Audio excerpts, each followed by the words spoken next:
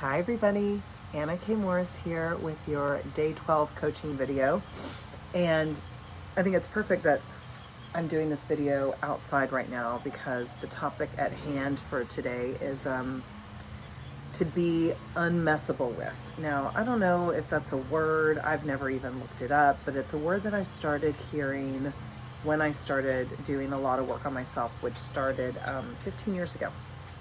So it's taken a while. And I have to say that I am somebody that's really walked the walk and talked the talk. I don't say any of this lightly. It's all everything that I share with you in these videos is stuff that has worked for me.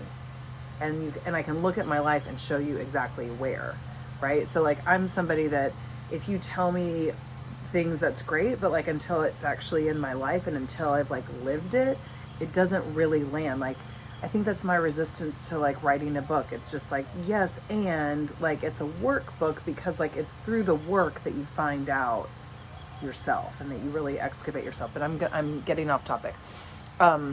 Before we get started on the topic of being unmessable with, I do want to say a very, very, very happy birthday to Derek.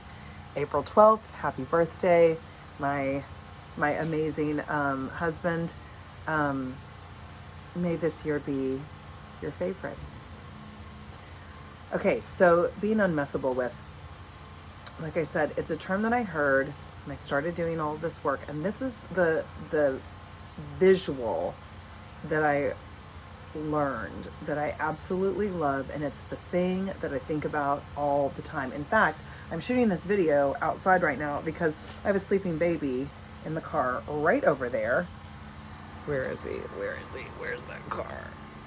I don't know if you can... No, that's the wrong way. Oh, there's the car. Okay, there's the sleeping baby in the car. I took Dean to school and he was sleeping and I was like, I just can't do it. So he's home with me today. And that's what I'm talking about, being unmessable with, which is exactly the reason that I wanted to shoot this video, this topic. So let me start to land it and give you the visual that I love so much. If you grew up, well, I don't know, whenever you grew up, it doesn't matter. You know those, what is it, a balloon? I think for me growing up, it was a clown. And it was a big, kind of person-shaped, inflatable. And then it was sand at the bottom. And you would punch it, and it would go down, and it would come right back up. And you'd punch it and it would go down and it would go right back up. Yeah? You guys know what I'm talking about? That's what I'm talking about. That's being unmessable with. So that's what I always, when I started doing so much work on myself, I was like, I want to be like that. I want to get punched and get right back up. Right back up, right back up, right back up faster. Because it's at the time, I would get knocked down and it would just take me a long time to get back up, right?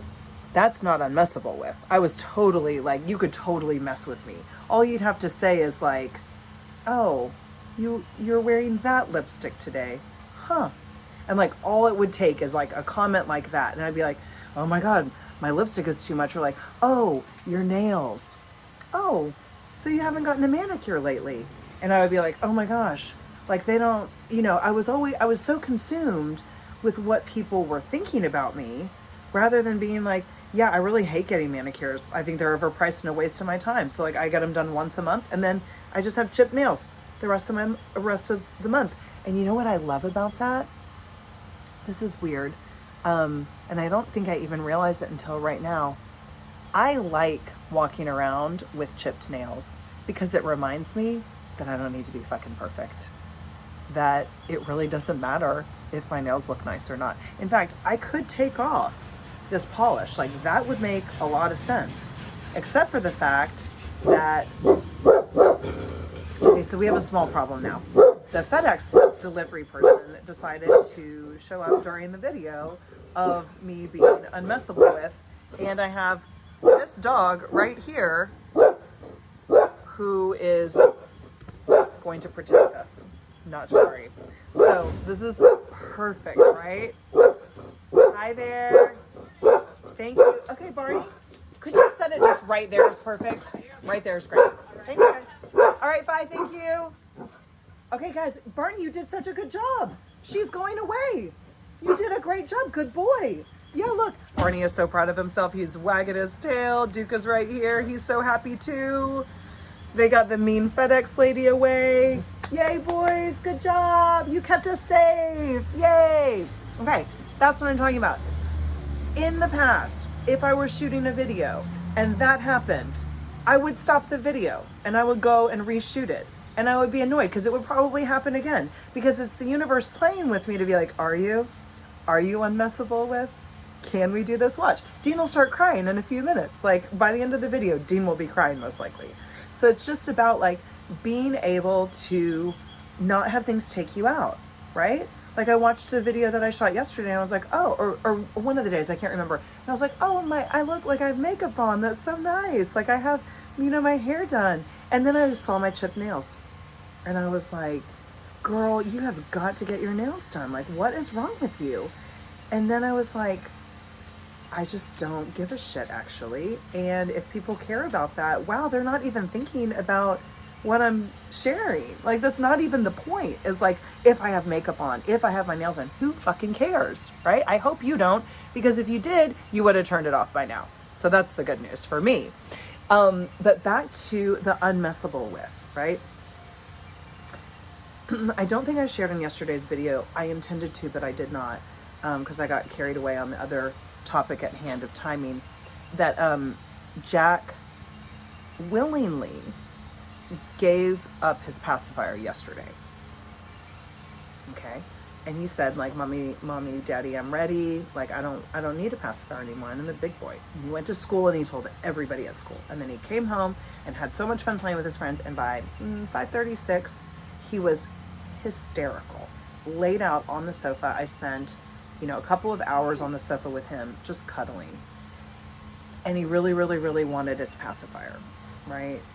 And what I kept saying is like, Jack, I really get that you want your passy, and I understand that you're sad, and you can be sad. And you can also be brave. And you can also get through tonight without your passy, and you can get through tomorrow night without your passy. But we don't need to worry about that. Let's just cuddle right now. So the point of all of this is that, like, to get faster at like the pop back up, right? So like for Jack, it took a couple of hours, and like he cried a little bit this morning when I took him to school about like wanting passy, and I was like, I really understand, but like passy is gone, right? You said you were a big boy, passy went away, passy's not coming back.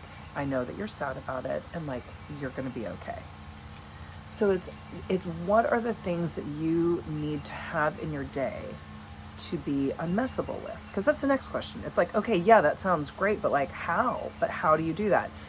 This is why I teach what I teach. This is why I journal every single day.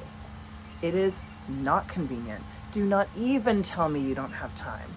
I have 2 kids. I have 2 dogs. I have a husband who also journals, by the way, and we have a home renovating company and build houses, and I restarted my coaching business that I'd taken a break from, and realized that like I don't feel like me. I don't feel like the best version. Not even the best version of myself. I don't feel like myself when I'm not coaching. That all came out of my morning pages.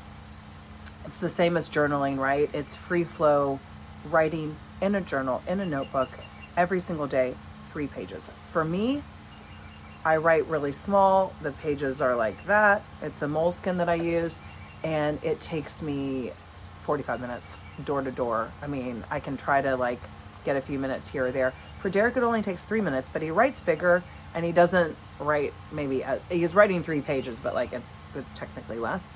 I find that there's a sweet spot at 45 minutes. I find that after 30 minutes is like that last 15. It's usually the last page. I'm 15 minutes per page. And it might not be like this for you. I'm giving you all the details just in case you're somebody like me that like, I like to know all of this before I walk in and start doing something. It's the Virgo in me, they say, is that every page takes about 15 minutes. The first 2, it's usually a bunch of to-do lists, a bunch of crap in my head. But the third page is usually where I hit the nectar, as I call it, right? Like the thing that's like, if you like this is it's actually where the idea of doing 30 days of coaching came from. It's the idea of like, I needed to start coaching again. It's the idea of Happy Karma Homes. It's the idea of like, I actually think I do want to have a kid. I actually think I do want to have another one. Oh, this dog, this one, little one down here, Duke. Where's Duke? Hi, Duke. He's catching flies right now. Like, he is actually our dog. I mean, we did not plan on having a second dog. Like, I met him in Mexico and I was like, that's our dog. I know that it's not convenient, Derek, and I know that you don't want a second dog, but like, I had a dream about him and he just belongs to us. And here he is, Dookie Duke. He's the sweetest guy in the whole world. Aren't you, sweet boy?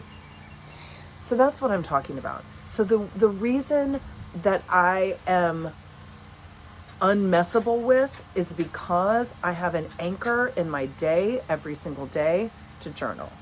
I don't use prompts. You can use prompts, but I want to land this one more time with being unmessable with, because as I just shared, Derek and I have Happy Karma Homes. If I were taken out every time a deal fell through, every time somebody said that they were putting in an offer, or every time we got through the option period and 5 minutes before somebody backed out, or every time I wanted to buy a house and I lost it to somebody else, I would literally be laid up in bed crying for the rest of my life. Like, we deal with that stuff all the time. And it's really, for me, it's very personal because like, I love houses. I love to create homes for people. So at first, I really let myself get taken out by it. And I just started working on like being that like, shh, like you knock me down, I'm right back up. So we just had that happen with one of our houses where, you know, the financing didn't work out for this couple. They were putting in an offer, and then a couple days later, we still didn't have the offer. It turns out they didn't have their financing. In the past, I would have been really pissed off. Like, I can't believe that agent would even show them this house, da da da da da. And it would take me a little bit to get unmessable with, right? Except for the fact that I'm 15 years in to journaling every single day, and I'm a fucking great coach, so I know how to coach myself. So, and I'm also married to an amazing coach. Secret, Derek's also a coach. So that's how we get unstoppable, right? Is the both of us speak the same language. So what I did was, instead of feeling that way, which was shocking, I actually never felt that way. When the deal fell through, when they didn't put in the offer, I was like, oh man, I bet that really sucks for them. That's a really hard pill to swallow, to think that you have your financing in place and then you don't, and you can't buy a house that you want. I've been there. I know what that feels like. I give them so much credit and so much grace, and I hope that they're able to work out whatever they need to work out to buy a home that they love. And so rather than being upset about it, I just had like major compassion and empathy for that family that doesn't get to buy our house right now. And I shot a video and I sent it to our realtor and I said, hey, could you share this with them? I just really want them to know that I'm thinking of them. So it's about that, right? And it does not, for me, I was not born like this. It did not come naturally. I worked really, really hard to have the tools in place to be unmessable with, so that when I get to school today and Dean is sacked out, the kid is totally asleep, I just looked at his sweet little face and I was like, I can't send him. Sure, my day is going to look totally different. I mean, am I going to be able to get as much done? Probably not on work, but I'm going to get a lot done, like cuddling with him and playing with him, and we're going to go to the park and the dogs are ready and all the things. Probably not going to wash my hair. Maybe it'll be maybe tomorrow, maybe tonight, who knows, don't care. So it's about that. It's about living more of your life in the flow. And that happens in the journaling. So get excited. I'm going to start another program. We're wrapping this program up. I'm going to take a little bit of time, and we're going to start another one in June. So if you are interested, please send me a message. You can get in touch with me all different ways, but the easiest is hello, HELLO, @AnnaKMorris.com. Shoot me an email and I'll make sure you're on the list. Okay, bye.